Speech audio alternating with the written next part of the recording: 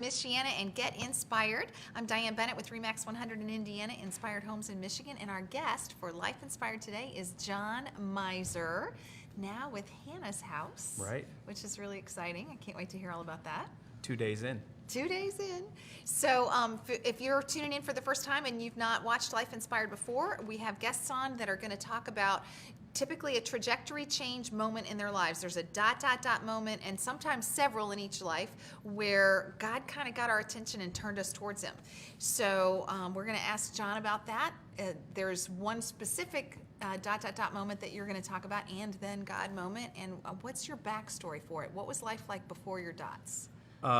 Life was great before my dots. It was good. It was good. And, I was great at what I was doing, and wasn't necessarily, I was going to church and, doing the typical check it off the list type thing. And so things were good. I had a good marriage. I had a great kid, good kids, great kids, great relationships with them. I had a good job. We had resources. It was things were good. Yeah, but something happened. What's your turning point? Yeah, so in 2012, I was training for an Ironman event, and so I had done a bunch of endurance races, and I had done a training run and came home, was going to go take a shower to go play golf, and took a step in my shower, and my wife hates when I say it like this, but my brain literally blew up. I had a brain hemorrhage in my bathroom, and right there thought, well, I mean, I've watched enough of ER and Grey's Anatomy and things to know, like, just stay awake, right? And so ambulance came, and yeah. So don't fall asleep. You were aware enough to tell yourself not to fall asleep?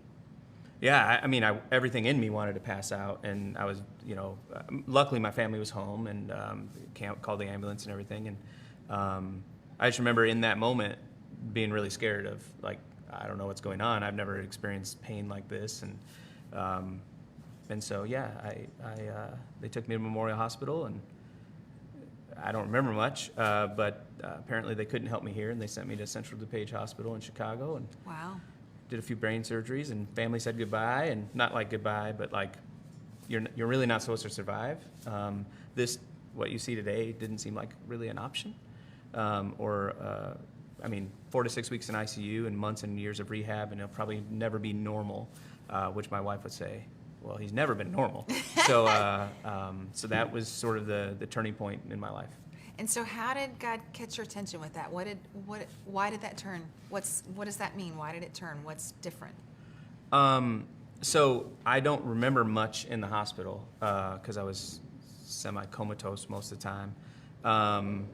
And when I did finally, so remember 4 to 6 weeks in ICU, this is best case scenario, right? 4 to 6 weeks in ICU in this neurostroke unit. And he's probably going to die. I mean, I think they said it nicer than that. And so, but Julie and the boys and your parents and her parents are all thinking. Well, yeah, my grandparents are there. Everybody's saying goodbye because apparently I was awake before I went into surgery the first time, telling jokes. I don't remember that, but they were very adamant by this may be the last time you see him awake. So the stats are like 33% of people die during surgery, wow. 33% go into a coma and never wake up, and the other 33.3% are from vegetative state to this, but this didn't sound like an option. Mm-hmm. So when I finally realized what had transpired, so again, I went to church. We were members of Granger Community Church, and we volunteered, and I felt like I was doing good, right? Right. And God has a great sense of humor, because when my Muslim doctor sat on my edge of my bed 14 days later in a normal room and basically said these words, I'm paraphrasing, he basically said, you're a miracle. We've never seen this. We've never, we couldn't even find the source of your bleed. They didn't have to fix anything. You're going home tomorrow with nothing, no restrictions, nothing. We don't have any reason, no explanation of this. And so obviously your work on earth wasn't done. He didn't say Jesus, he was Muslim, right? But I took that as what? Wait, this is the first time anyone ever told me that I should be dead, because I didn't know any of that. I was asleep most of the time. And so I went in my shower, which I hadn't had a shower in 2 weeks because I've been basically in a bed, and sat in there for 2 hours, and there's a great little seat in there, like in the hospital. And so it's the first time I felt water like on me. It was an amazing feeling. And I would just say, like, I had been baptized, and but that was when, for the very first time in my life, I felt the palpable presence of God, which is kind of weird. Like, he was in the shower with me, but he is everywhere, right? And I just felt like he said, and gave me like a pat on the back, like, what's about? Because I gave my life to Christ that day. Like, I'm all in. Had no idea what that meant. But I'm like, I could be dead. And, I mean, I should be dead, apparently. And so I'm all in. And so what am I here for? What do you want me to do? Yeah, and, you know, he didn't exactly tell me that at the time. I think he just said, well, it's about time. You know, I've given you all these gifts. I've given you all these things, these blessings, and you've used it for your kingdom. But you really haven't focused on mine at all. And I was like, I don't even know what that means, right? And so I surely didn't think it meant full-time ministry or any of that, you know, leading people to Christ. Or I thought that was preachers' jobs, right? Jeremiah 1:5 says, I have holy plans for you, not just preachers. And so so I left the hospital, and I haven't had a normal day since. So, but tell us a little bit about the journey since then. So you've done a lot of things. Were you at TruePay at that time? Who were you working for at that time? Yeah, I worked in the corporate world. Actually, I hadn't started working there yet. I was supposed to go to work the 3 weeks. So so I had my brain hemorrhage. I was supposed to go to work on the day after Labor Day. I ended up going mid-September. So I started half days because I was very weak and my brain was still healing. And so I started that and was doing that for a while, and had a great mentor in Mark Rutledge, who is the president of TruePay. And it's a great company, and it was wonderful, and I was probably making more money and had potential to make more money than I probably ever will again. Mm-hmm. And there was just something missing. Like, there was just something missing in my life. Like, there's a lack of purpose. If it was prosperity, then I was doing great. But purpose, it just felt like it was lacking. And being a person who, I've been in education my whole life, mm-hmm. from teacher, principal, superintendent, I thought, well, I'm supposed to go back into education. That's the purpose. And my wife is the one, Julie, every time a school, headhunter would call, whatever, I'm like, this is it, Vail Country Day School, it'd be awesome, right? And she's like, nope, there's no Granger Community Church. And I'm like, but it's Vail, like, it's Colorado, right? And so there was no hesitation that we are where we are. And our marriage was better than ever. Everybody has some sort of marriage issues, in good times and in bad. It's like God knew something. Mm-hmm. But when you have God as the center of your marriage, well, then it's just easier, right? It's still hard, but it's easier, and you make it through no matter what. And our kids were growing in their faith, and so it changed literally everything. But this is not the only time that you've done. So you left TruePay to, where'd you go right after TruePay? I joined the Granger Community Church staff. That's what I thought. As in a full-time role, leading the mission team, which also had a God element because I'd never been on a mission trip.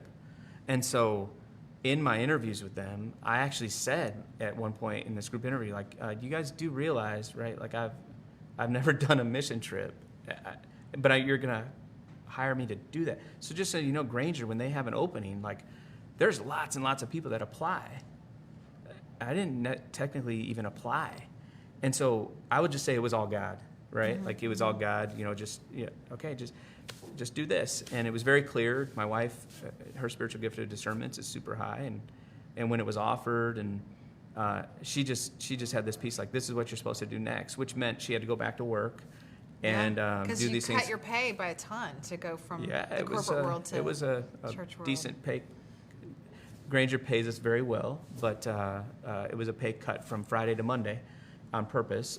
Family members were thinking we were part of a cult. What are you doing? What are you doing? I had a great job, and I still had a great job, but it was an example of just following what God has next, right? And so, and being obedient in that, and knowing He's got it, right? And you felt like the next change was The same thing. God just said, yeah, this is over. I have something new. And you didn't even know Hannah's house was coming, right? Yeah. So in the last month, about a month, 5 weeks ago, I just had this overwhelming peace that my time at Granger there was nothing wrong. I love my job. But I just felt like God saying, This chapter's you've done ending. what you needed to do, what I needed you to do, and it's time to move on. I have something else. And I'm like, well, what is that? And he didn't tell you. Nope. And but I let my my boss know, and he of course was, well, what are you going to do? It's just my time here is done. And out of obedience, I said, okay, I'm stepping off the staff team by January 1st. There's no story. It was just God directing that, right, in prayer. And within like a week and a half, I had 3 job offers.